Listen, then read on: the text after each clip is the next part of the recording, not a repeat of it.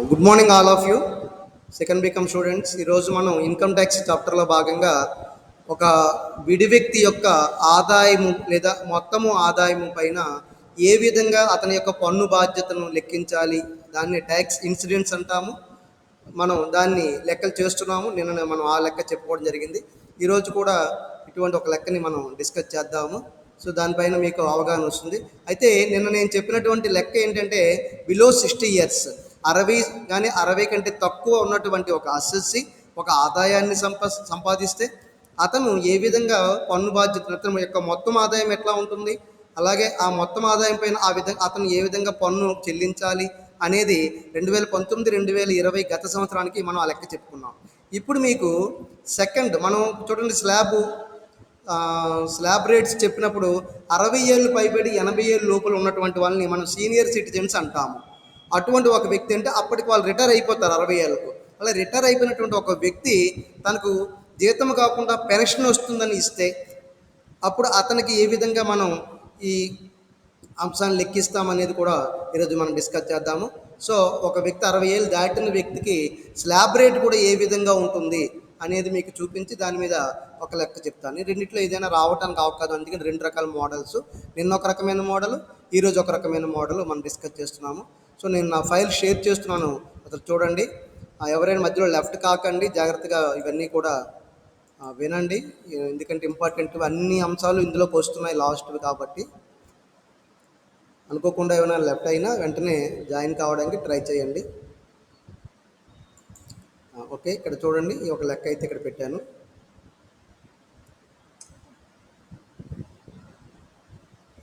Right, అందరికి కనబడుతుంది అనుకుంటున్నాను. సో ఇక్కడ చూడండి, ఒక లెక్క అయితే 2020-21 పన్ను నిర్ధారణ సంవత్సరానికి కళ్యాణ్ యొక్క వయస్సు 68 సంవత్సరాలు, అతని యొక్క పన్ను బాధ్యతను లెక్కించండి అని ఇవ్వడం జరిగింది. అంటే రిటైర్ అయిపోయారు కళ్యాణ్ అనేటటువంటి ఒక వ్యక్తి, ఆయన యొక్క ఆదాయాన్ని మనకి ఈ సంవత్సరానికి ఇవ్వడం జరిగింది. రిటైర్డ్ పర్సన్స్ కూడా వారికి ఉన్న ఆదాయం పైన ట్యాక్స్ అయితే కడతారు. వాళ్ళకి ట్యాక్స్ పడితే పడింది, లేకపోతే నిల్ ట్యాక్సే కడతారు. కాబట్టి నిల్ ట్యాక్స్ని కూడా వాళ్ళు రిటర్న్ ఫైల్ చేయడం అనేది తప్పనిసరి. ఆ విధంగా రిటర్న్ ఫైల్ చేయడానికి మనం ఇప్పుడు చేస్తున్నాం అన్నమాట. సో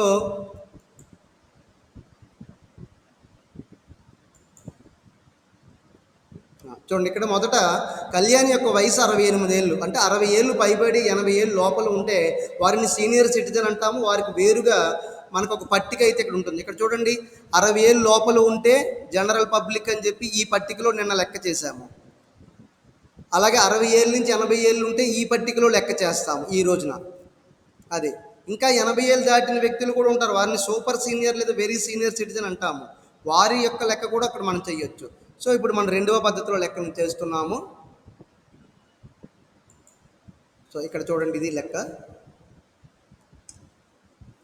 ముందుగా వసూలైన పెన్షన్, ఇక్కడ కళ్యాణ్ గారికి పెన్షన్ వస్తుంది. వారు వసూలు చేసుకున్న పెన్షన్ ఏంటంటే సంవత్సరానికి 1,80,000 రూపాయలు, 1,84,000 రూపాయలు. తర్వాత ఆయనకు ఒక గృహాస్తి ఉంది, దాన్ని అతను అద్దెకి ఇవ్వడం ద్వారా ఆయన వసూలు చేసుకున్న గృహాస్తి 2,74,000, ఇది గృహాస్తి పైన అద్దె. ఇక్కడ చూడండి, వసూలైన గృహాస్తి అద్దె అన్నాడు, వసూలైన పెన్షన్ అన్నాడు, అంటే ఇది పూర్తిగా లెక్కించినది కాదు అని భావించండి. మరి వసూలైన పెన్షన్నే మనం జీతం ద్వారా ఆదాయంలో చూపించేస్తాము. తిరిగి అక్కడ అండర్ సెక్షన్ 16 ఇక్కడ తీస్తాము ఒకవేళ కనుక లెక్కలో ఉంటే. అలాగే వసూలైన గృహాస్తి అంటే ఇది నికర విలువ, నికర వార్షిక విలువగా దీన్నే భావిస్తాము. తిరిగి అండర్ సెక్షన్ 24లో ఉన్న రెండు అంశాలు ఇక్కడ లెక్కలో ఉన్న ఇవ్వకపోయినా మనం ప్రామాణిక అద్దె అయితే 30% ఆఫ్ NAV తీస్తాము, అది ఇక్కడ చేస్తాము. తరువాత దీర్ఘకాలిక పెట్టుబడి లాభము. మరి ఆ సంవత్సరమే కళ్యాణ్ గారు 2020-21 పన్ను నిర్ధారణ సంవత్సరంలో ఒక మూలధన ఆస్తిని అమ్మారు. అది దీర్ఘకాలిక మూలధన ఆస్తి. అలా అమ్మటం వలన ఆయనకు దీనిపైన 80,000 రూపాయలు లాభం అయితే వచ్చింది. ఓకే, అది అలా ఉంచండి. నెక్స్ట్ దీనిపైన కూడా మనం ట్యాక్స్ కట్టేటప్పుడు నిన్న చెప్పిన దాంట్లో ఈరోజు పెట్టాను, అందుకనే. నెక్స్ట్ స్వల్పకాలిక పెట్టుబడి నష్టము. అలాగే ఈ యొక్క కళ్యాణ్ గారు స్వల్పకాలికమైనటువంటి కొన్ని ఆస్తులను, అంటే 12 ఏళ్ళు లోపల ఉన్నటువంటి వాటాలను కానీ 3 సంవత్సరాల లోపల ఉన్నటువంటి భవనాలు లాంటివి కానీ అమ్మారు. అమ్మడం వలన ఈయనకి నష్టం వచ్చింది. అది స్వల్పకాలిక పెట్టుబడి నష్టం 36,000. అయితే మీకు ఇక్కడ వెంటనే ఒక విషయం అయితే తెలియాలి. ఈ సంవత్సరమే మనం భర్తీ చేసుకోవడానికి అవకాశం ఉందా లేదా? ఈ స్వల్పకాలిక పెట్టుబడి నష్టాన్ని ఎవరైనా చెప్పండి. స్వల్పకాలిక పెట్టుబడి నష్టం 36,000 ఉంది. దీన్ని భర్తీ చేసుకోవడానికి అవకాశం ఉంటుందా లేదా? ఇక్కడ ఎవరైనా చెప్పండి, మ్యూట్ చేయండి. స్వల్పకాలిక పెట్టుబడి నష్టం 36,000 అని ఇచ్చాడు కదా. సో దీన్ని మనం భర్తీ చేసుకోవడానికి అవకాశం ఉందా? సరే, ఇక్కడ చూడండి.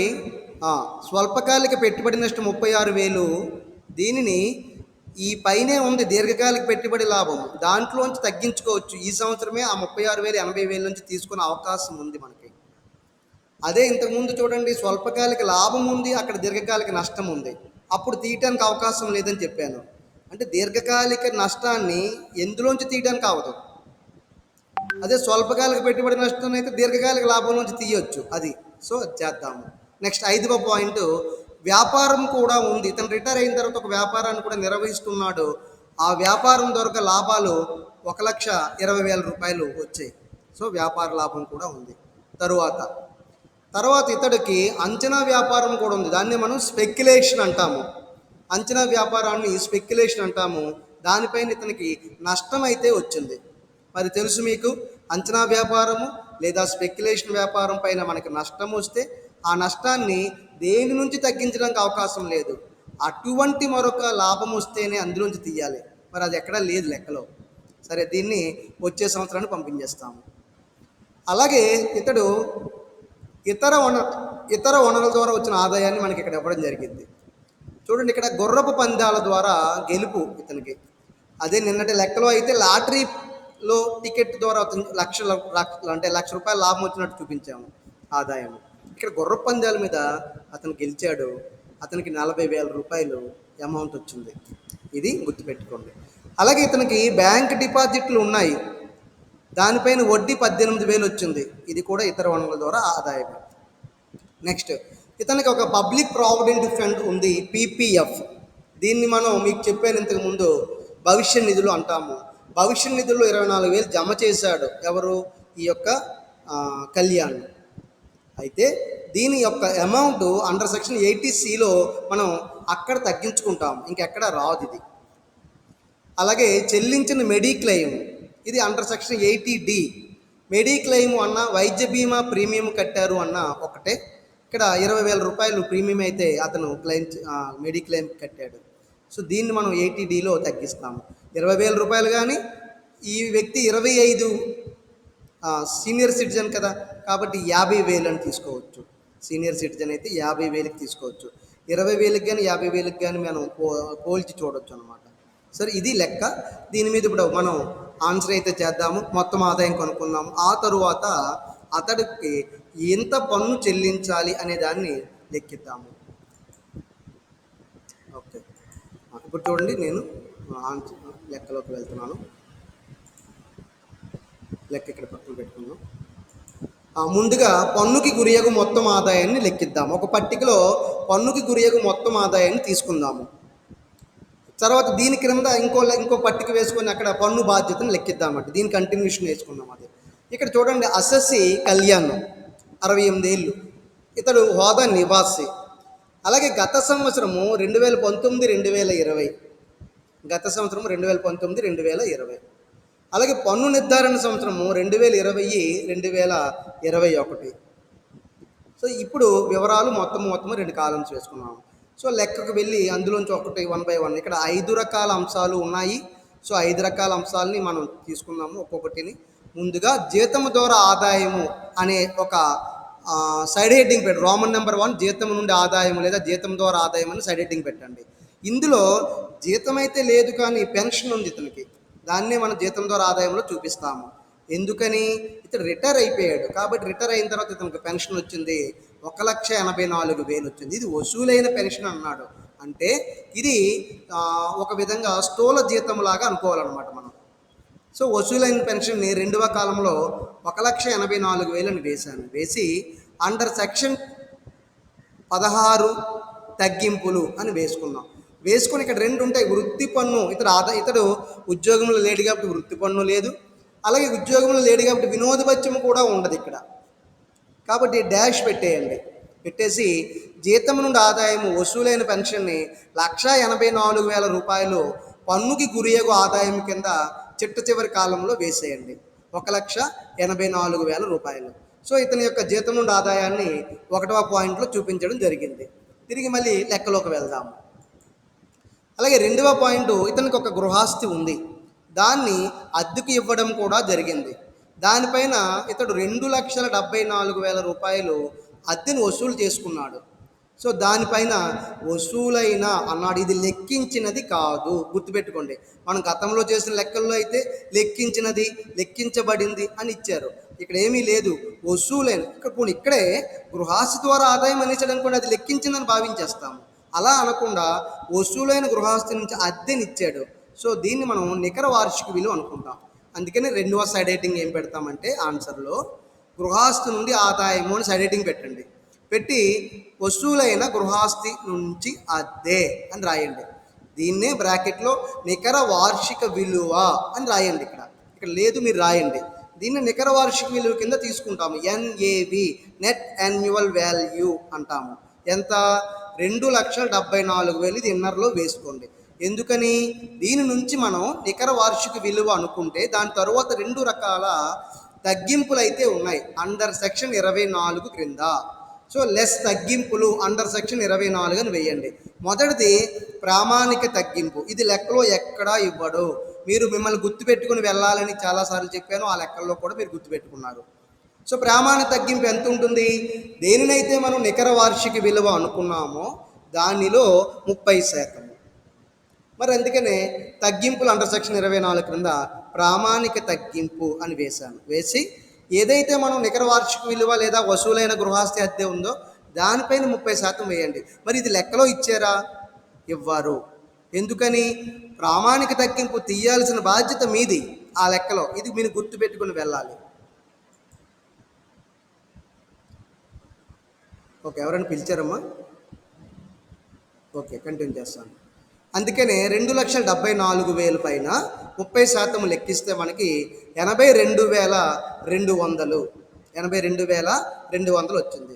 మరి అయితే లెక్కలో ఎక్కడైనా రుణం పైన వడ్డీ కట్టాడని ఏమైనా ఇచ్చాడేమో చూడండి ఒకసారి. ఎక్కడా లేదు రుణంపై వడ్డీ. ఒకవేళ కనుక ఉంటే ఇక్కడే మనం ఈ ప్రామాణిక తగ్గింపు కిందే రుణం పైన వడ్డీ అని చెప్పి దానిని కూడా ఈ 3వ వరుసలో 82,200 కలిపి అప్పుడు తీసుకుని వెళ్ళండి. అది లేదు కాబట్టి డైరెక్ట్గా 2వ కాలంకే నేను 82,200 తీసుకొచ్చేసాను ప్రామాణిక తగ్గింపుని. ఇప్పుడు చూడండి, అతనికి 2,74,000 నికర వార్షిక విలువ అంటే గృహస్థు నుండి వసూలైన అద్దె ఉంది. దాని నుంచి మనం 30% ప్రామాణిక తగ్గింపు అయితే తీసేసాను. ఎంత? 82,200 తీసేసి అక్కడే వెయ్యాలా లేదా అనేది మీకు ఎలా తెలుస్తుంది అంటే, మళ్ళీ మీరు లెక్కలో ఒక విషయం గుర్తుపెట్టుకోండి. ఇంకొక గృహం కూడా కళ్యాణికి ఉండి దానిపైన నష్టం వచ్చిందేమో చూడండి. కంగారు పడిపోయి వెంటనే వేసేయకండి బయట. ఒకవేళ మరో గృహాస్తి ఉండి దాని మీద నష్టం వచ్చిందంటే ఈ 1,91,000 రెండో కాలంలో ఇక్కడ వేసుకొని అప్పుడు తీయండి. దానిలోంచి ఆ నష్టాన్ని తీసి మిగిలిన మొత్తాన్ని మాత్రం బయటికి పంపించండి.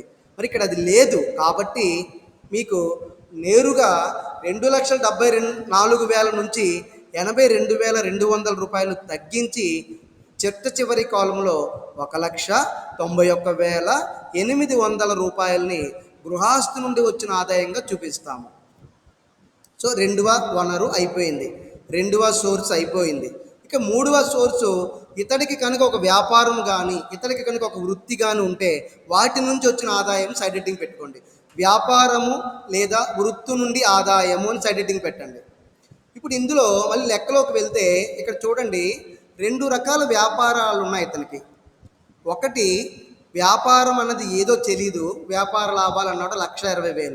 2 అంచనా వేసిన వ్యాపారం అనేది ఉంది, అంటే స్పెక్యులేషన్ వ్యాపారం కూడా ఉంది. కాకపోతే దాని నుంచి లాభం అయితే రాలేదు, నష్టమైతే ఉంది 48,000. ఈ రెండింటిని ఇక్కడ వేద్దాము. ముందుగా వ్యాపారం నుండి ఆదాయము,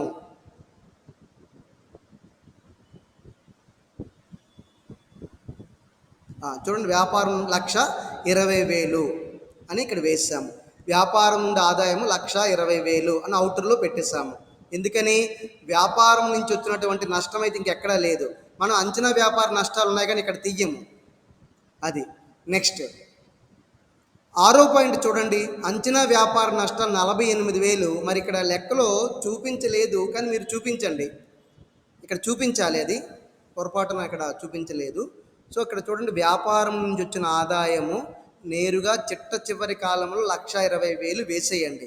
ఇప్పుడు దీని క్రింద అందరూ గుర్తుపెట్టుకోండి, పెన్ను పేపర్ మీ పక్కన ఉంటే దగ్గర పెట్టుకొని ఈ మాట రాయండి. అక్కడ థర్డ్ పాయింట్, వ్యాపారం నుండి ఆదాయం అనే సైడ్ హెడ్డింగ్ క్రింద ఏమి రాయాలంటే, ఇంకోటి అంచనా వేసిన వ్యాపారము నుంచి లేదా స్పెక్యులేషన్ వ్యాపారం నుంచి వచ్చిన నష్టము అని రాయండి ఇక్కడ. మరి చూడండి, అంచనా వ్యాపారం నుంచి నష్టం 48,000 ఉంది కదా, దీనిని ఇక్కడ చూపించలేదు. ఈ 3వ సైడ్ హెడ్డింగ్ క్రింద ఏం రాస్తారంటే, అంచనా వ్యాపారం నుంచి నష్టము అని చెప్పి 48,000 రూపాయలని క్లోజ్ చేసేయండి. ఇక్కడ 48,000 రూపాయలని అంచనా వ్యాపారం నుంచి నష్టము అని చెప్పి 48,000 రూపాయలని క్లోజ్ చేసేయండి. చేసేసి ఈ నష్టాన్ని ఇక్కడ భర్తీ చేయలేకపోయాము కాబట్టి ఇక్కడ నుంచి 4 సంవత్సరాలు ముందుకు తీసుకుని వెళ్ళవలెను అని రాయండి. ఎక్కడ? 3వ సైడ్ హెడ్డింగ్ క్రింద నేను కర్సర్ పెట్టాను కదా, అక్కడ అంచనా వ్యాపారం నుండి నష్టము 48,000 అని ఇక్కడ వేయండి. వేసి బాక్స్ కొట్టేయండి, దాన్ని క్లోజ్ చేసేయండి, బాక్స్ కొట్టేయండి. అక్కడ ఒక మాట రాయండి, అంచనా వ్యాపారం ఇక్కడ భర్తీ కానందువలన ముందుకు 4 పన్ను నిర్ధారణ సంవత్సరాలకి తీసుకుని వెళ్ళటం అయినది అని రాసేయండి. ఎందుకని? క్యారీ ఫార్వర్డ్ చేయాలి మనం. ఓకేనా? అది నెక్స్ట్ మళ్ళీ లెక్కలోకి వెళ్తున్నాం. ఇక్కడతో వ్యాపారం నుండి ఆదాయం అయిపోయింది. నెక్స్ట్ 4వది ఏంటంటే మూలధన లాభాల నుండి ఆదాయాలు. మరి అయితే మనకి ఇక్కడ 2 రకాల మూలధన లాభాలు ఉన్నాయి. ఒకటి దీర్ఘకాలిక పెట్టుబడి లాభం, దీర్ఘకాలిక మూలధన లాభం అన్న రెండు ఒకటే. దీర్ఘకాలిక మూలధన లాభము 80,000 ఉంది. అలాగే స్వల్పకాలిక పెట్టుబడి లాభము కాదు, నష్టం ఉంది ఇక్కడ, ఇది 36,000. ఈ రెండింటిని తీసుకొని రండి ఇక్కడికి. సైడ్ హెడ్డింగ్ ఏం పెడతామంటే రోమన్ నెంబర్ 4 మూలధన లాభాల నుండి ఆదాయము అని పెట్టండి. సో మూలధన లాభాల నుండి ఆదాయం అని సైడ్ హెడ్డింగ్ పెట్టి అక్కడ ఏం రాస్తామంటే, ముందుగా దీర్ఘకాలిక మూలధన లాభము 80,000 వచ్చింది మనకి. ఇక్కడ చూడండి, 3వ పాయింట్ చూడండి, దీర్ఘకాలిక పెట్టుబడి లాభం 80,000 అని ఉంది. దానిని తీసుకొని రండి. సో దీర్ఘకాలిక మూలధన లాభం 80,000 అని వేసుకోండి. ఏది? 2వ వరుసలో వేయండి.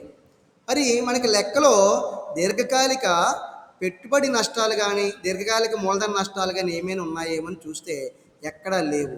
కానీ స్వల్పకాలిక పెట్టుబడి నష్టం ఉంది. ఎంత? 36,000 ఉంది. సో ఈ 36,000 రూపాయలని లెక్కలోకి తీసుకొని రండి.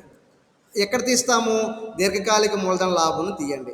అందుకని ఇక్కడ చూడండి, దీర్ఘకాలిక మూలధన లాభము 80,000 లెస్ స్వల్పకాలిక మూలధన నష్టాన్ని భర్తీ చేయడమైనది, లేదా స్వల్పకాలిక మూలధన నష్టము భర్తీ అని రాయండి. ఇక్కడ రాసి ఎంత అయింది? 36,000. మొత్తం తగ్గించవచ్చు. ఇక్కడ మీకు తగ్గిస్తే 44,000 ఇంకా దీర్ఘకాలిక మూలధన లాభం మిగిలింది. 44,000 చిట్ట చివరి కాలంలో వేయండి. ఇంకా మిగిలింది, పన్ను చెల్లించాలి దాని మీద 44,000. మరి అయితే మీకు ఇక్కడ సందేహం రావాలి, మనం దీర్ఘకాలిక మూలధన లాభం నుంచి స్వల్పకాలిక మూలధన నష్టాన్ని తీసేయచ్చు. మరి తీయొచ్చా? అలాగా తీయొచ్చా? దీర్ఘకాలిక మూలధన లాభం నుంచి స్వల్పకాలిక మూలధన నష్టాన్ని తీయొచ్చా? తీసి భర్తీ చెయ్యొచ్చా? ఎవరైనా చెప్పండి.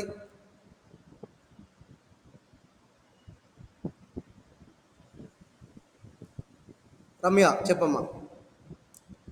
దీర్ఘకాలిక మూలధన లాభంలో మనకి ఉంది 80,000. దాని నుంచి స్వల్పకాలిక పెట్టుబడి నష్టం 36,000 వచ్చింది. నేను భర్తీ చేశాను, భర్తీ చెయ్యొచ్చా? అలాగా చెయ్యొచ్చు. మరి నిన్నటి లెక్కలో మనం స్వల్పకాలిక మూలధన లాభం ఉంది, దీర్ఘకాలిక మూలధన నష్టం ఉంది. అక్కడ భర్తీ చేయలేదు ఎందుకు?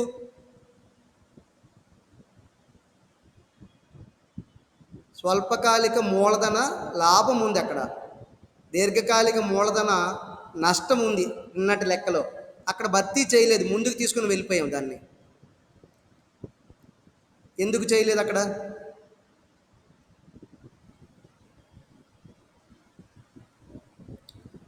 అంటే నష్టంలోంచి లాభాన్ని అని కాదు తల్లి. ఎలా గుర్తుపెట్టుకోవాలంటే దీర్ఘకాలిక మూలధన నష్టాన్ని ఏదైనా దీర్ఘకాలిక మూలధన లాభం నుంచే తగ్గించాలి. అందుకే నిన్న అక్కడ ఏముందంటే దీర్ఘకాలిక మూలధన నష్టం ఉంది కానీ లాభం లేదు అక్కడ. కానీ నిన్న అక్కడ స్వల్పకాలిక మూలధన లాభం ఉంది. అందుకనే దీర్ఘకాలిక మూలధన నష్టాన్ని స్వల్పకాలిక మూలధన లాభం నుంచి తీయలేదు నిన్న అక్కడ. కానీ ఈరోజు లెక్కలో ఏంటంటే ఇది దీర్ఘకాలిక మూలధన లాభం నుంచి స్వల్పకాలిక మూలధన నష్టాన్ని తీయొచ్చు. అది గుర్తుపెట్టుకోండి ఎవరైనా సరే. స్వల్పకాలిక అంటే short term capital gain. So STCG. అక్కడ long term capital gain LTCG. So LTCG నుంచి short term capital loss CL capital loss తీయొచ్చు అనమాట. అది గుర్తుపెట్టుకోండి. 80,000లోంచి 36,000 తీసాం, 44,000. సో ఇది 4వ సైడ్ హెడ్డింగ్ మూలధన లాభాల నుండి ఆదాయాలు అయిపోయింది. 2 వేసాము. తిరిగి ఇతర వనరుల నుండి ఆదాయం లాస్ట్ సైడ్ హెడ్డింగ్ 5వది ఇతర వనరుల నుండి ఆదాయం ఇన్కమ్ ఫ్రమ్ అదర్ సోర్సెస్. ఏమేమి ఉన్నాయి ఇక్కడ చూస్తే 6 పాయింట్ల వరకు అయిపోయి 7వ పాయింట్ నుంచి అవి వస్తాయర్రా.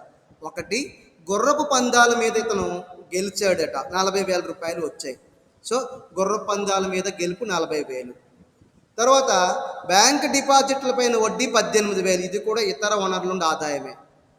ఈ 2 మరి అయితే ఈ 2 ఉన్నాయి ఆదాయాలు. ఇక్కడ 9వ పాయింట్ పబ్లిక్ ప్రావిడెంట్ ఫండ్. ఇది అండర్ సెక్షన్ 80C తగ్గింపులకు వెళ్తుంది, లెక్కలోకి రాదు. అలాగే చెల్లించిన మెడిక్లెయిమ్ ఇది కూడా అండర్ సెక్షన్ 80Dలోకి వెళ్తుంది, అక్కడే వస్తుంది, ఇంకెక్కడా రాదు. ఈ 2 గుర్తుపెట్టుకోండి. సో మనం లెక్కలోకి వెళ్దాం. 2 ఉన్నాయి. 1 గుర్రపందాల నుంచి వచ్చిన గెలుపులు 40,000.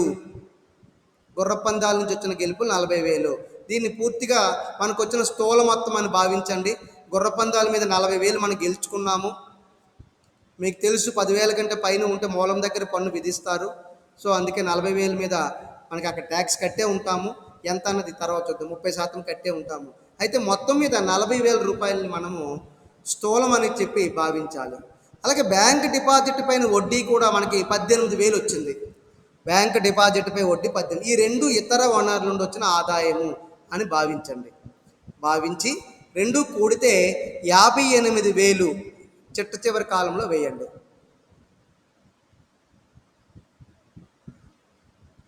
అమ్మా ఎవరు మాట్లాడుతున్నారు? సైలెంట్గా ఉండండి. డౌట్ ఏమైనా ఉంటే అడగండి. ఓకే. ఈ 2 ఇప్పుడు 5 రకాల వనరుల నుంచి వచ్చిన ఆదాయాలని కూడండి. మొదట జీతం నుండి వచ్చిందంటే అతనికి పెన్షన్ అనుకోండి, 1,84,000. తర్వాత గృహాస్తుల నుంచి వచ్చిన అద్దె అయితే ఆదాయం అయితే 1,91,800. వ్యాపారం నుంచి వచ్చిన ఆదాయం అయితే 1,20,000. అలాగే మూలధన లాభాల నుంచి ఇంకా మిగిలిన ఆదాయం అయితే 44,000. అలాగే ఇతర వనరుల నుండి వచ్చిన ఆదాయం అయితే 58,000. ఈ కళ్యాణ్కి 5 రకాల వనరుల ద్వారా కూడా ఆదాయం అయితే వచ్చింది. 5 రకాల వనరుల ద్వారా కూడా ఇవన్నీ కలిపేయండి. కలిపితే దాన్ని స్థూల మొత్తము ఆదాయము అంటారు. ఇందాక మనం అనుకున్నటువంటి 1,84,000 మరియు 1,91,800, తర్వాత 1,20,000, 44,000, 58,000 ఇవన్నీ కలిపితే 5,97,800 అయ్యింది. 5,97,800. దీనిని మనం స్థూల మొత్తము ఆదాయము లేదా గ్రాస్ టోటల్ ఇన్కమ్ అంటారు. దీని తర్వాత మాత్రమే మనకు తగ్గింపులు అనేవి అండర్ సెక్షన్ C నుంచి అండర్ సెక్షన్ U వరకు ఉండటం అయితే జరిగింది. అండర్ సెక్షన్ C నుంచి అండర్ సెక్షన్ U వరకు వాటిని మనం తీస్తాము. మరి లెక్కలో ఏమేమి ఇచ్చాడో ఇక్కడ చూద్దాము. లెక్కలో చూస్తే చిట్ట చివరి 2 చూడండి, 9వ పాయింట్ 10వ పాయింట్. పబ్లిక్ ప్రావిడెంట్ ఫండ్లో అతడు 24,000 జమ చేశాడు, చందా చేశాడు. ఎవరు? కళ్యాణ్.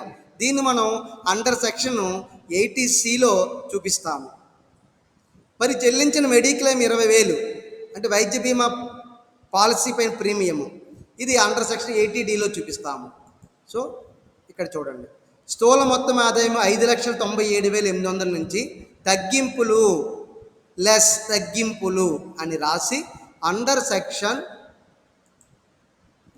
80C నుండి 80U వరకు అని సైడ్ హెడ్డింగ్ పెట్టుకొని, అర్హత గల 80C, ఇక్కడ చూడండి అండర్ సెక్షన్ 80Cలో 24,000 ఉన్నాయి. మనం 1,50,000 వరకు ఇందులో పొదుపు చేసుకోవచ్చు.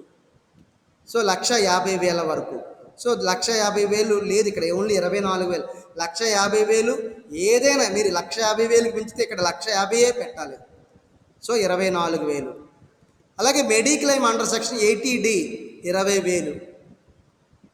ఇది కూడా ఇతను సీనియర్ సిటిజన్ కాబట్టి ఇతను కట్టినది 20,000, ఇతనికి ఉన్నటువంటి పరిమితి 50,000. రెండిట్లో ఏది తక్కువ అని చూసి తక్కువకే మనకి ఇక్కడ అవకాశం ఇస్తారు, 20,000. సో ఇక్కడ ఈ రెండు కలిపితే 44,000 అయ్యింది. ఇప్పుడు మనకి స్థూల మొత్తం ఆదాయము అయితే 5,97,800 ఉంది కదా, దీని నుంచి 44,000 తీసేయండి. అప్పుడు అతనికి వచ్చిన దాన్ని పన్ను విధింపబడు మొత్తము ఆదాయము, ట్యాక్సబుల్ ఇన్కమ్ అంటారు, TI. ఇందాక టోటల్ ఇన్కమ్, ఇది ట్యాక్సబుల్ ఇన్కమ్, పన్ను విధించబడు మొత్తం ఆదాయము. ఎంత మిగిలింది? 5,53,800. 5,53,800. మీరు ఇక్కడ గమనించండి, ఇంతకు ముందు లెక్కలో కూడా చెప్పాను, ఒకవేళ కళ్యాణ్కి ఇక్కడ 5 లక్షలే ఉందనుకోండి, ఈ ట్యాక్సబుల్ ఇన్కమ్ లేదా పన్ను విధింపబడి మొత్తం ఆదాయం లేదా మొత్తం ఆదాయం లేదా నికర మొత్తం ఆదాయం ఏదన్నా పర్లేదు. దీన్ని 5,53,800 కాకుండా ఇక్కడ 5 లక్షలే ఉందనుకోండి, ఇతనికి రిబేట్ ఇస్తాము. రిబేట్, పన్ను విధించబడే ఆదాయం. రిబేట్ అంటే ట్యాక్స్ ఇతనికి ఉండదన్నమాట. అంటే ఉంటుంది 2,50,000 వరకు 5% 2 లక్షల అంటే 12,500 ఉంటుంది. దాన్ని తిరిగి మినహాయించేస్తారన్నమాట. దేని మీద? చాప్టర్ 87A అంటారు దాన్ని. అటువంటి లెక్క రేపు చెప్దాము. సో ఇక్కడ మొత్తం ఆదాయము 5 లక్షలు మించి ఉంది కాబట్టి ఇతను స్లాబ్ రేట్స్లోకి వెళ్తాడనమాట. సో ఇక్కడతో మొత్తం ఆదాయం అయితే అయ్యింది. ఇప్పుడు అతనికి వచ్చిన ఈ 5,53,800 పైన అతనికి ఏ విధంగా మీరు పన్ను విధిస్తారు, అతని యొక్క పన్ను బాధ్యత ఏమిటి అనేది మనం లెక్కిద్దాము. మరి లెక్కలోకి వెళ్ళే ముందర మీకు ఈ తగ్గింపులు అండర్ సెక్షన్ 80C నుంచి 80U వరకు ఉంది కదా, దీని మీద ఒక అవగాహన చేసుకుందాం. మీకు ఇక్కడ చూడండి, వర్కింగ్ నోట్స్లో రాసాను దాన్ని, ఇది కూడా లెక్కలో రాయండి. అండర్ సెక్షన్ 80C కింద మనకి అర్హత గల పొదుపు పథకాలు, అంటే పొదుపు చేయడానికి ఇది అవకాశం కలిగజేస్తారు అండర్ సెక్షన్ 80C. దీనిలో మీరు ఎంతవరకు పొదుపు చేయొచ్చు?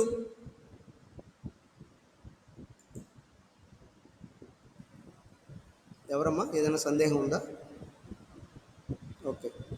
ఎంతవరకు పొదుపు చేయొచ్చు అంటే 1,50,000 రూపాయల వరకు మీరు పొదుపు చేయొచ్చు. మీరు దాచుకున్నటువంటి అన్ని మొత్తాలు ఎక్కడెక్కడో దాచుకుని ఉండొచ్చు, వాటన్నిటిని మీరు 1,50,000 కంటే, అది కూడా ఆదాయపు పన్ను శాఖ వారు ఏ మొత్తాలలో ఎక్కడెక్కడైతే పొదుపు చేసుకోవడానికి అవకాశం ఇచ్చారో అక్కడ మాత్రమే మనం పొదుపు చేయాలి. ఆ విధంగా ఇక్కడ చూడండి, పబ్లిక్ ప్రావిడెంట్ ఫండ్లో కళ్యాణ్ 24,000 దాచుకున్నాడు. గరిష్టంగా అండర్ సెక్షన్ 80Cలో ఎంతవరకు దాయొచ్చు? మనం 1,50,000 వరకు ఉంచవచ్చు. సో ఈ రెండిట్లో ఏది తక్కువ? 24,000 తక్కువ. కాబట్టి ఇక్కడ మీకు అండర్ సెక్షన్ 80C అర్హత 24,000 అని చూపించాము. అది అలాగే ఒకవేళ మీకు అండర్ సెక్షన్ 80D ప్రకారము మెడిక్లెయిము ఈ క్రింది వాటిలో తక్కువగా ఉన్నది మినహాయింపు ఇవ్వడం జరుగుతుంది. మరి వాస్తవంగా చెల్లించింది 20,000, వాస్తవంగా చెల్లించింది అతనికి 20,000. అయితే గరిష్ట పరిమితి మనం సీనియర్ సిటిజన్స్కి 25,000 కాదు 50,000 అనుకున్నాను, ఇంతకుముందు చెప్పాను. 50,000 అని గుర్తుపెట్టుకోండి. సో ఈ రెండింటికంటే ఏది తక్కువ అంటే 20,000 తక్కువ ఉంటుంది. కాబట్టి దాన్నే ఇక్కడ అండర్ సెక్షన్ 80D 20,000 అని వేశాను. అదే మామూలు వ్యక్తి అనుకోండి, 60 ఏళ్ళ లోపల ఉన్న వ్యక్తి అనుకోండి, అతనికి వైద్య బీమా అతని పేరు మీద ఉన్నది అనుకోండి, దానికైతే 25,000 మన గరిష్ట పరిమితి. అది నెక్స్ట్ మూడవ విషయం, ఇక్కడ ఇందాక చెప్పాను, కళ్యాణ్ యొక్క మొత్తము ఆదాయము అంటే ఇదర్రా, ఇక్కడ స్థూల మొత్తం ఇది నికర మొత్తం ఆదాయం చూడండి 5,53,800 ఉంది. అది కనుక అది కనుక 5,00,000 కన్నా తక్కువ ఉంటే ఈ అండర్ సెక్షన్ 87A అనే దాని ప్రకారం రిబేట్ ఇస్తారు. మరి ఇక్కడ 5,00,000 కంటే ఎక్కువే ఉంది కదా కళ్యాణ్ యొక్క నికర మొత్తం ఆదాయము, లేదా పన్ను విధింపబడే ఆదాయము, లేదా ట్యాక్సిబుల్ ఇన్కము. కాబట్టి ఇతనికి 87A ప్రకారం రిబేట్ రాదు అనేది గుర్తుపెట్టుకోండి. ఓకేనా? రైట్. ఇప్పుడు మనం ఇతడు ఎంత ట్యాక్స్ చెల్లించాలి అనే దాన్ని కడదాము. ఇతనికి వచ్చిన ఆదాయం 5,53,800. దీన్నే తీసుకొని ఇప్పుడు మరొక పట్టి వేశాను. దీన్నే తీసుకొని మరొక పట్టి అయితే వేశాను. ఈ పట్టికలో ఏం రాశాను? శ్రీ కళ్యాణ్ యొక్క పన్ను బాధ్యతను 2020, 2021 పన్ను నిర్ధారణ సంవత్సరానికి గణించుట అని పెట్టాను. కళ్యాణ్ యొక్క పన్ను బాధ్యతను 2020, 2021 ఏది పన్ను నిర్ధారణ సంవత్సరము అప్పుడు లెక్కించడానికి పెట్టాను. మరి తెలుసు మనకి మొదటి లెక్కలో మనము 5,53,800 అతనికి మొత్తం ఆదాయం వచ్చింది. దీని మీద ఇప్పుడు ట్యాక్స్ అతనికి ఎంత పడుతుందో చూద్దాము. ముందుగా వివరాలు మొత్తం అని పెట్టాం. శ్రీ కళ్యాణ్ సీనియర్ సిటిజన్, అది దృష్టిలో పెట్టుకోండి. అతను సీనియర్ సిటిజన్, అతనికి వేరుగా పట్టిక ఉంటుంది. ఆ పట్టిక తీసుకోవాలి. అతని యొక్క పన్ను బాధ్యతని అండర్లైన్ చేశాను ఇక్కడ. ముందుగా మనకి మొదటి కాలంలో మనం మొదటి పట్టికలో కనుక్కున్నాం పన్ను విధించబడు మొత్తం ఆదాయము, దాన్ని ట్యాక్సబుల్ ఇన్కమ్ అంటారు. ఇంగ్లీష్లో అక్కడ రాయండి, ట్యాక్సబుల్ ఇన్కమ్. సో అది 5,53,800. ఒకసారి చూద్దాము. 5,53,800. రైట్. ఇప్పుడు ఇక్కడ లెస్ ప్రామాణిక తగ్గింపు. మీరు గుర్తుపెట్టుకోండి, ఒక వ్యక్తికి పన్ను విధించబడిన ఆదాయం మనకి లెక్కలో ఇస్తే ప్రామాణిక తగ్గింపు అనేది ఎవరైనా సరే మీరు ఎంత తీయాలి? 50,000 తీయాలి. 50,000 రూపాయలు. చిరంజీవి మ్యూట్లో పెట్టుకోమ్మా. 50,000 రూపాయలు తగ్గించాలి. అందుకే దాన్ని స్టాండర్డ్ డిడక్షన్ అంటారు, ప్రామాణిక తగ్గింపు. కోర్స్ మీరు ఇందాక కూడా ఈ లెక్కలో ఇక్కడ చూడండి, గృహస్థు నుండి ఆదాయంలో ఇక్కడ ప్రామాణిక తగ్గింపు స్టాండర్డ్ డిడక్షన్ 30% తీశారు. ఎక్కడ? NAV పైన. అటువంటిది ఇది వేరు అనమాట. అది ఇది ఒకటి అనుకోకండి. నెక్స్ట్ ఇక్కడ ప్రామాణిక తగ్గింపు ఎప్పుడంటే ఆదాయ పన్ను శాఖ 2018, 2019 నుంచి ఈ పన్ను విధించబడిన మొత్తం ఆదాయం నుంచి అందరినీ తగ్గించుకోమని 50,000 చేశారర్రా. 50,000 ఇది లెక్కలో ఎక్కడ ఇవ్వరు, మీరు గుర్తుపెట్టుకుని వెళ్ళండి. ఇది కూడా ప్రామాణిక తగ్గింపు మీరు తీయాలి. అదే లాస్ట్ ఇయర్ వాళ్ళు, అంటే ఇప్పుడు ఫైనల్ ఇయర్కి వచ్చిన వాళ్ళకైతే 40,000 రూపాయలు తీయించాను అక్కడ. మీ ఏడాదికి ఇంకో 10,000 పెరిగింది. అంటే 2019, 2020 గత సంవత్సరానికి ఇది 50,000గా మార్చింది ఆదాయ పన్ను శాఖ. సో 50,000 తీసేశాను. సో 5,53,800 నుంచి 50,000 తీసేస్తే అతడు ఇంకా మిగిలిన ఆదాయము 5,03,800 మిగిలింది. సో ఈ 5,03,800 మీద ఇప్పుడు స్లాబ్లోకి వెళ్ళే ముందర 3 రకాల ఆదాయాలు ఏమైనా ఉంటే వాటి మీద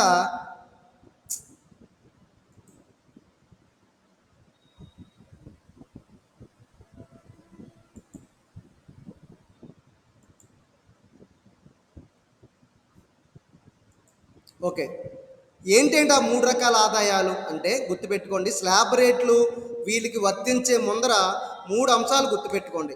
ఒకటి, దీర్ఘకాలిక మూలధన లాభం ఏదైనా ఉంటే దాని మీద ట్యాక్స్ వేరుగా కట్టాలి. అది 20% ట్యాక్స్ కట్టాలి దీర్ఘకాలిక మూలధన లాభాల మీద. నిన్నటి లెక్కలో అది లేదు. నిన్నటి లెక్కలో పేకాట జోదం ఆడినప్పుడు అతనికి పేకాట కాదు, లాటరీ టికెట్ మీద డబ్బులు వచ్చినది మాత్రమే ఉంది. సో ఇక్కడ దీర్ఘకాలిక మూలధన లాభం ఉంది. మరి దీర్ఘకాలిక మూలధన లాభం వస్తే దాని మీద మీరు 20% పన్ను విధించాలి. అందుకనే దీన్ని ముందు చూపించాలరా. స్లాబ్ రేట్స్లో దీన్ని చూపించకండి. స్లాబ్ రేట్స్ తర్వాత వర్తింపు చెయ్యాలి. అందుకనే తర్వాత రెండోది, గుర్రపందాల నుండి ఆదాయం ఏదైనా వస్తే దాన్ని కూడా 30% ట్యాక్స్ విధించబడుతుంది. అలాగే ఇక్కడ మీకు నిన్న చెప్పిన లెక్కలో లాటరీ టికెట్లు ఉన్నాయి, అది కూడా 30% ట్యాక్స్ విధించబడుతుంది మూలం దగ్గర. కాబట్టి దాన్ని కూడా చూపించాలి. అయితే ఈ లెక్కలో లాటరీ టికెట్లు లేవు, అవి లేవు. కానీ దీర్ఘకాలిక మూలధన లాభం ఉంది, గుర్రపందాల నుండి ఆదాయం ఉంది, రెండూ కూడా ఉన్నాయి. ఆ రెండింటిని తీసుకుందాం. మరి అయితే లెక్కలో మనకి ఒకసారి మీరు గమనిస్తే దీర్ఘకాలిక మూలధన ఆదాయము ఇందాక ఇక్కడ చూడండి, ఇదిగో 3వ పాయింట్ చూడండి, దీర్ఘకాలిక పెట్టుబడి లాభము 80,000 అని ఉంది. సో అది తీసుకోండి. దీర్ఘకాలిక మనం తగ్గింపులు ఎంత ఉన్నాయి చూడండి, తగ్గింపులు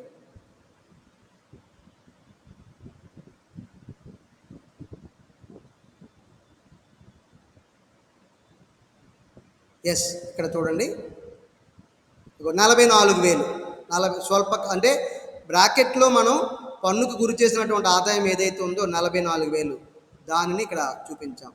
సో దీర్ఘకాలిక మూలధన లాభంపై 20% పన్ను అని 44,000 ఇంటూ 20% కట్టండి, 8,800. 8,800 ఏది 44,000 మీద 20% పన్ను 8,800 వేసాము. ఇప్పుడు మన దగ్గర ఇంకా మిగిలిన ఆదాయము 5,03,800 ఉంది కదా, దీని నుంచి ఈ 44,000 తీసేయండి. తీసేస్తే ఎందుకనంటే ఈ ఆదాయంలో కలిపింది 44,000నే కలిపాము మనం ఇందాక. చూడండి ఈ పై లెక్కలో ఇక్కడ చూడండి 44,000ని ఈ ఆదాయంలో కలిపాము. కాబట్టి ఎంత అయితే అక్కడ కలిపామో అంతే తీసేయండి. ఎంత అయితే కలిపామో 44,000 అంటే ఇంకా మిగిలిన దీర్ఘకాలిక మూలధన లాభం ఎంత ఉంది? 44,000. ఎందుకని? 36,000 రూపాయలని మనం ఆల్రెడీ తగ్గించేసాం, భర్తీ చేసేసాం. కాబట్టి 44,000ని తీసుకోండి. అందుకని ఇక్కడ 44,000 వేశాను. సో 44,000 ఇంటూ 20/100, సో 8,800 వచ్చింది. దాన్ని పన్ను అంటారు. చిట్ట చివరి కాలంలో 8,800 వేయండి.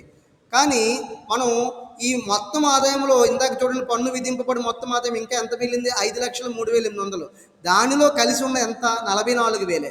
కానీ దాన్నే తీయండి, 44,000 తీయండి. తీస్తే ఇంకా మిగిలిన ఆదాయం మనకి 4,59,800. ఇప్పుడు ఇంకా మనం గుర్రపందాల నుంచి ఒక ఆదాయం వచ్చింది, 40,000 వచ్చింది. ఆ ఆదాయం కూడా ఇందులో కలిసి ఉంది.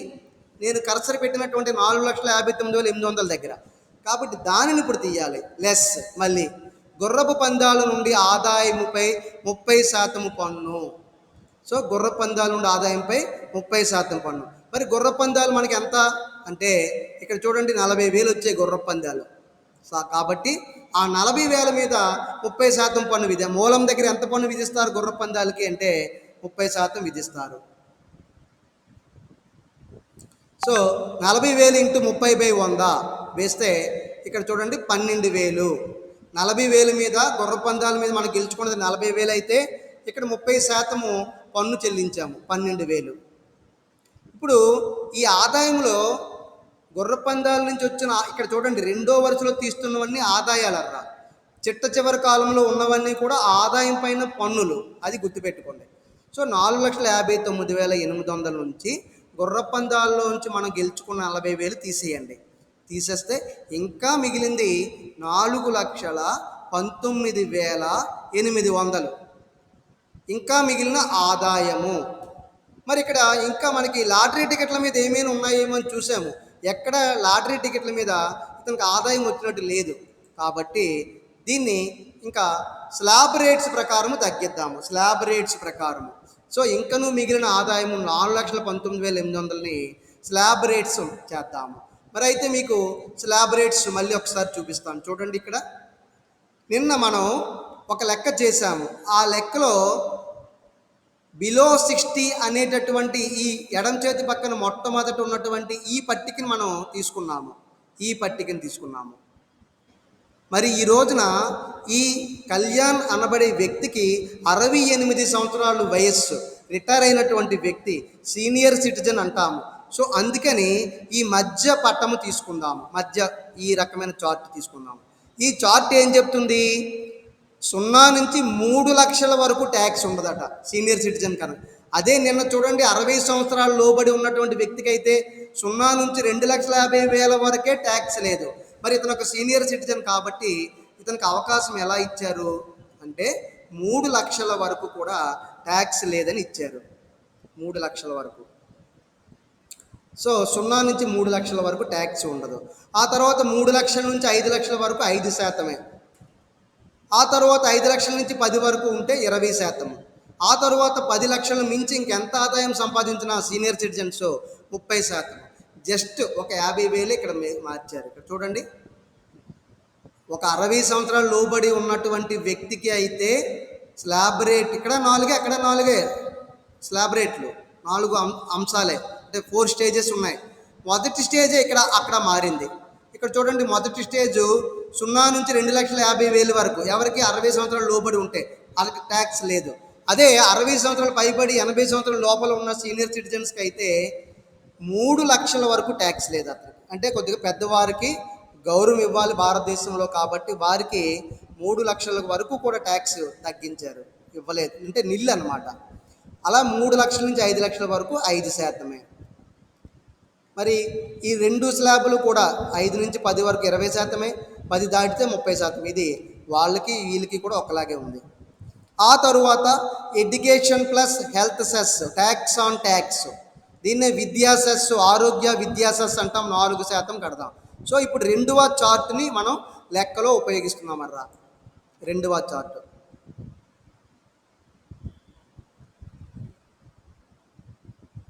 ఓకే. ఇంకను మిగిలిన ఆదాయం 4,19,800. ఇప్పుడు ఇందులో ఈ స్లాబ్ రేట్లో మొదటి స్టేజ్ ఏంటంటే 0 నుండి 3 లక్షల వరకు పన్ను లేదు. ఎందువలన? బ్రాకెట్లో రాశాను చూడండి, ఇతడు సీనియర్ సిటిజన్ కావున. అదే నిన్న చెప్పిన లెక్కలో 0 నుండి 2,50,000 అని వేశాను అక్కడ. ఎందుకని? అతను 60 సంవత్సరాల వరకు ఉన్నటువంటి వ్యక్తి. 60 సంవత్సరాలు దాటి 80 సంవత్సరాల లోపల ఉంటే ఈ చార్ట్ తీసుకోవాలి. 0 నుంచి 3 లక్షల వరకు పన్ను లేదు.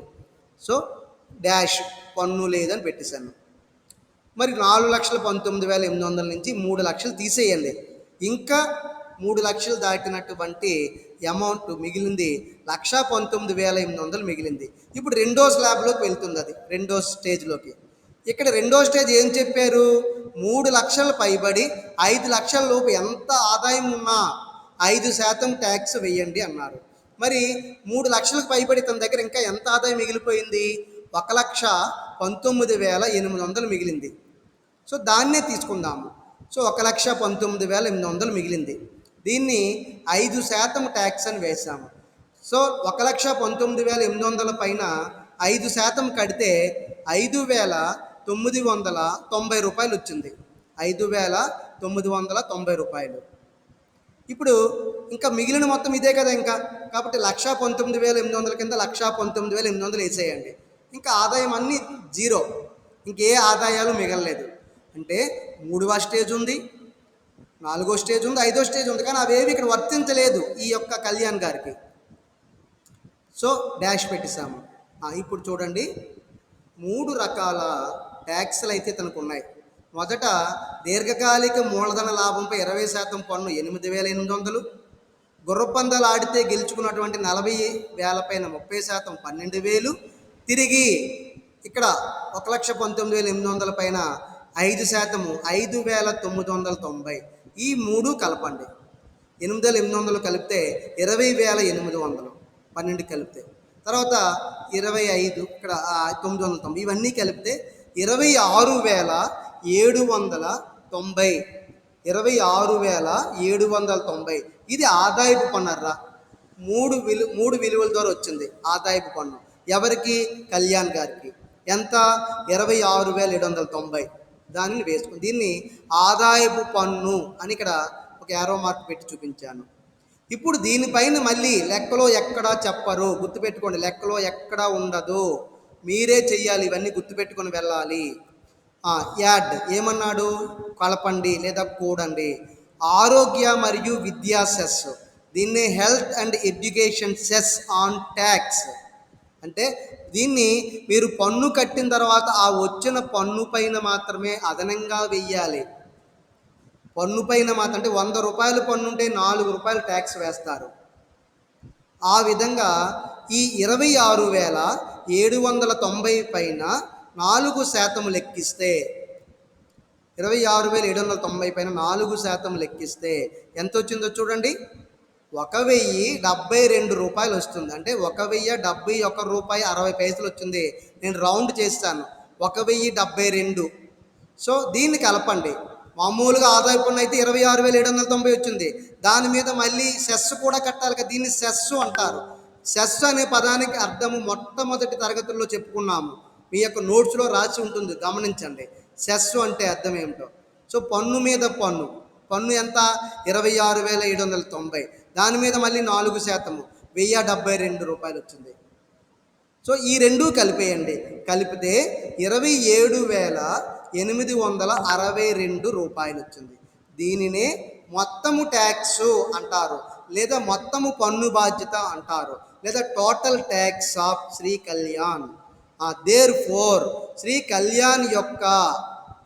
కళ్యాణ్ యొక్క మొత్తము పన్ను బాధ్యత, దీన్ని టోటల్ ట్యాక్స్ ఇన్సిడెన్స్ అని కూడా అంటాము. టోటల్ ట్యాక్స్ ఇన్సిడెన్స్ ఎంత వచ్చింది? ఈ రెండు కలిపితే 27,862 రూపాయలు. అంటే కళ్యాణ్ ఈ 2019, 2020 గత సంవత్సరము, లేదా 2020, 2021 పన్ను నిర్ధారణ సంవత్సరానికి ఎంత ట్యాక్స్ కట్టాలట అతడు? 27,862 కట్టాలి మొత్తం మీద. అది ఇప్పుడు ఈ రోజున మనం కనుక్కున్నటువంటి అంశము. సో ఇందాక వర్కింగ్ నోట్స్ కూడా చెప్పుకున్నాం కాబట్టి ఈ విధంగా ఇవి చేయండి. సో ఒక్కసారి చూడండి, మనం చాలా జాగ్రత్తగా పన్ను విధించబడిన మొత్తం ఆదాయాన్ని 5,53,800 అని వేసుకుంటాము. వేసుకొని దాని నుంచి ప్రామాణిక తగ్గింపు, ఇది మళ్ళీ చెప్తున్నాను, స్టాండర్డ్ డిడక్షన్ అనేది 2018, 2019 గత సంవత్సరం నుంచి ఇక్కడ 50,000 చేశారు. 50,000 రూపాయలు వేయండి, తగ్గించుకోండి. 2019, 2020, 2018 నుంచి ఈ తగ్గింపు అయితే ఉంది. అప్పుడు 40,000, ఇప్పుడు మరొక 10,000 కూడా పెంచారు, 50,000. ఇది తీసేయండి, మొట్టమొదటి తీసేయండి. అది తీసిన తరువాత ఇంకా మిగిలిన మొత్తం పైన అప్పుడు మీకు దీర్ఘకాలిక మూలధన లాభంపై 20%, 8,800. గుర్ర పందాల నుంచి మీరు ఏ రకమైన స్వభావం పైన ఎంత ట్యాక్స్ గుర్తుపెట్టుకుని వెళ్ళండి. దీర్ఘకాలిక మూలధనం పైన వడ్డీ ఆ ట్యాక్స్ 20% లెక్కిస్తారు, అందుకని 20% లెక్కించాము.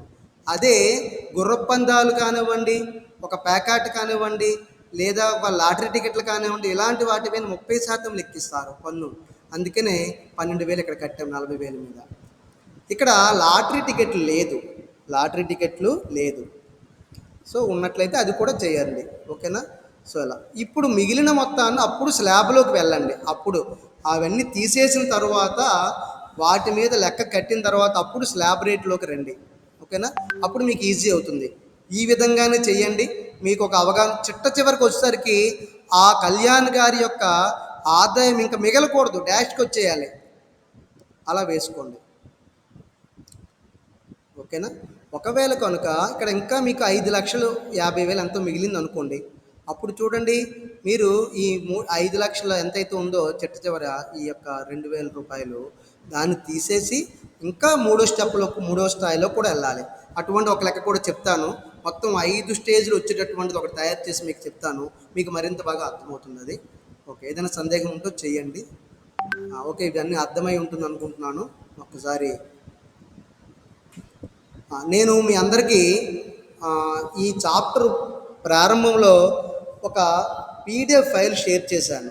ఆ పీడిఎఫ్ ఫైల్లో అండర్ సెక్షన్ 80C నుంచి అండర్ సెక్షన్ 80U వరకు ఉన్నటువంటి అనేక రకాలైనటువంటి తగ్గింపులు ఉన్నాయి. అది 10 మార్క్స్కి ఒక థియరీ, ఇంపార్టెంట్ థియరీ అని కూడా చెప్పాను. వివిధ రకాల తగ్గింపులను వివరించండి అని అడగవచ్చు, లేదా 80C నుంచి 80U వరకు ఉన్నటువంటి వివిధ రకాల తగ్గింపులను వివరించండి అని అడగవచ్చు. కాబట్టి ఎలా ఇచ్చిన తగ్గింపులు ఒకసారి చదువుకొని వెళ్ళండి. యాక్చువల్గా ఇప్పుడు మనకి ఎగ్జామ్స్ అవుతున్నాయి కదా, ఎగ్జామ్స్ పేపర్స్ అవి కలెక్ట్ చేసుకోవటం 12 గంటలకి మార్నింగ్ సెషన్ అయిపోతుంది. అందుకని ఇక్కడతో మీ ప్రజెంటేషన్ ఆపేస్తాను. సో మీరు ఏం చేస్తారంటే ఆ ఫైల్ దగ్గర పెట్టుకొని 80C నుంచి 80U వరకు వాళ్ళు చదవండి, ఒకసారి చూడండి. దాని మీద కూడా ఒకరోజు ఎక్స్ప్లెయిన్ చేస్తాను, ఓకేనా? రైట్. సో ఏమైనా డౌట్లు కానీ ఏమైనా ఉంటే అడగండి. లెక్క అయితే మీరు చెయ్యండి. ఇక్కడ నేను చెప్పినప్పుడు 100% అర్థమైపోతుందని నేను భావించటం లేదు. కొంత కన్ఫ్యూజ్ అయితే ఉంటుంది కొంతమందికి. ఈ లెక్క దగ్గర పెట్టుకోండి, ముందు నోట్ చేసేయండి. నోట్ చేసేసి ప్రతీది ఇక్కడ ఎందుకు ఇలా చేశారు అనేది మీరు అర్థం చేసుకుంటూ వెళ్ళండి. మీరు ఎంత చక్కగా దాన్ని విశ్లేషణ చేసుకోగలుగుతారో అంత బాగా మీకు వస్తుంది. నేను చెప్పేయటం వల్ల ఇప్పుడు అర్థమైపోయిందని కాదు. ఒకవేళ ఇంకా మీకు ఏదైనా సందేహం ఉంటే అప్పుడు ఆ పాయింట్ హైలైట్ చేస్తూ మార్క్ చేస్తూ అప్పుడు దాన్ని మీరు అడగడానికి అవకాశం ఉంది. ఓకే, అటెండెన్స్ ఒక్కసారి చూడండి. పూర్తి స్థాయిలో ఇంకా నలుగురు ఐదుగురు అయితే ఇంకా బయట ఉండిపోతున్నారు అటెండ్ అవ్వకుండాను. సో వాళ్ళందరూ కూడా పూర్తిగా అటెండ్ అయ్యేటట్టు చూడండి. ఎవరెవరు వచ్చారో చూస్తున్నాను.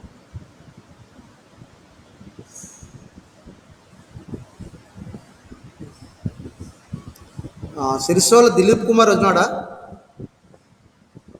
సిరిసోల దిలీప్ కుమార్. ఓకే,